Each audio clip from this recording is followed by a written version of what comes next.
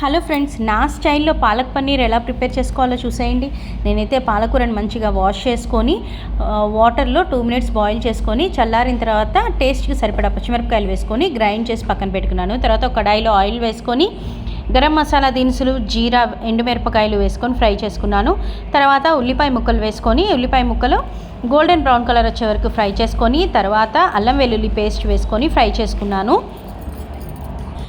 అల్లం వెల్లుల్లి పేస్ట్ పచ్చివాసన పోయిన తర్వాత ఇందులో ముందుగా మిక్సీ చేసి పెట్టుకున్న పాలకూర పేస్ట్ వేసుకొని కొంచెం ఫ్రై అయిన తర్వాత ఉప్పు, కారం, పసుపు, గరం మసాలా వేసుకొని కొంచెం వాటర్, గ్రేవీకి సరిపడినన్ని వాటర్ వేసుకొని బాయిల్ చేసుకోవాలి. ఆయిల్ పైకి తేలిన తర్వాత పన్నీర్ పీసెస్ వేసుకొని లైట్గా మిక్స్ చేసుకొని 2 మినిట్స్ కుక్ చేసుకోవాలి. ఇంకా లాస్ట్లో ఫ్రెష్ క్రీమ్ వేసుకొని మళ్ళీ ఒకసారి పైపైన పన్నీర్ పీసెస్ మ్యాష్ అవ్వకుండా నీట్గా మిక్స్ చేసుకొని 2 మినిట్స్ కుక్ చేసుకుంటే మనకి పాలక్ పన్నీర్ రెడీ.